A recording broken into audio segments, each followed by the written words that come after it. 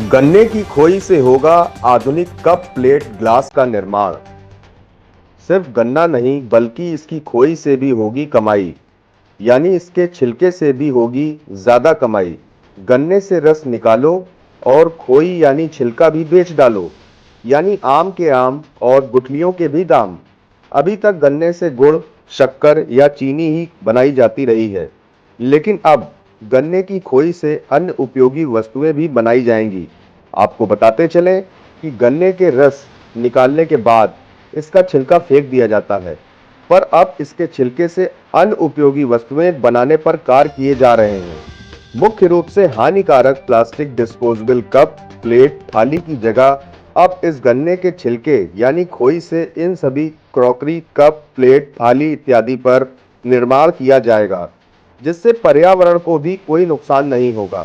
साथ ही मानव जीवन में भी इसका प्रयोग लाभकारी होगा।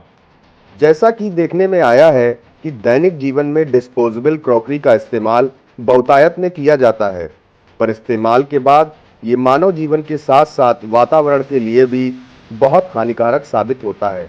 और वहीं इस गन्ने की खोई से बनी क्रॉकरी को इस्तेमाल के बाद इसमें आसानी से खाद के रूप में परिवर्तित हो जाती है। खास बात यह भी है कि इसका उपयोग माइक्रोवेव में भी आसानी से हो जाता है। पर्यावरण के लिए भी ये बहुत लाभकारी और इको फ्रेंडली है।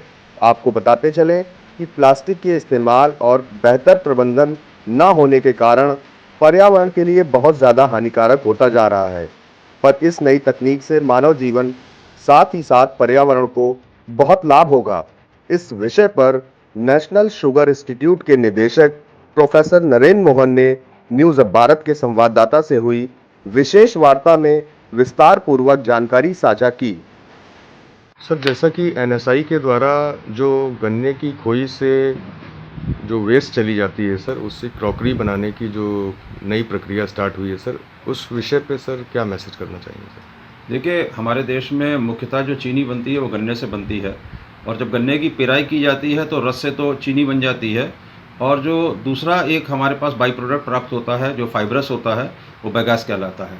अभी तक हम लोग बगास का बहुतायत से उपयोग एक फ्यूल के तौर पे कर रहे थे, जिससे कि पावर जनरेशन करें, लेकिन केवल वो ही एक विकल्प नहीं है, क्योंकि हमारा ये मानना है कि चीनी मिलों को बहु विकल्पों पे कार्य करना चाहिए, और जिससे कि उनके रेवेन्यू जनरेशन में वृद्धि हो सके। ठीक है, आप फ्यूल के तौर पे इस्तेमाल करते हैं। अभी जो बगास बेस्ड को जनरेशन है शायद उतना ल्यूक्रेटिव नहीं रहा जितना पहले रहता था, क्योंकि टैरिफ्स काफ़ी कम कर दिए गए हैं। तो हम लोगों का ये एक सोच थी कि हम बगास का उपयोग कहाँ करें। कोविड के पहले और कोविड के बाद, या कोविड अभी भी पूरी तरीके से समाप्त नहीं हुआ है, तो एक बहुत बड़ा फोकस जो है एक सामान्य जन का और सरकार का इसके ऊपर है कि हम सेफ़ फूड कैसे दें। Safe food from farm to fork, माने आपके खाने की प्लेट तक किस तरीके से सेफ़ फूड आए। अब आप बाज़ार में जब खाते हैं, पैकिंग में लेते हैं बहुत सारी चीज़ों को, या खाद्य पदार्थ जो मिलते हैं आज की तारीख में, आप देखेंगे आप उससे प्लेट मांगेंगे तो वो आपको एक प्लास्टिक की प्लेट दे देगा या थर्माकोल की प्लेट दे देगा, जबकि सरकार द्वारा इसके ऊपर बड़े कड़े जो हैं वो दिशा निर्देश जारी हैं कि आप इस तरीके से प्लास्टिक का या थर्माकोल का प्रयोग नहीं करेंगे। तो बगास एक ऐसी चीज़ है जिसमें कि फाइबर होता है। अभी तक हम लोग बगास से पेपर भी बनाते थे। अब जब बगास से हम पेपर बनाते हैं, उसकी जो पल्प बनती है, उसी को अगर हम डाइवर्ट कर दें तो उससे इस तरीके की क्रॉकरी बन सकती है, और ये क्रॉकरी काफ़ी मजबूत होती है और 100% कंपोस्टेबल होती है। तो कंपोस्टेबल है, 45 दिन के अंदर ये मिट्टी में मिल जाएगी।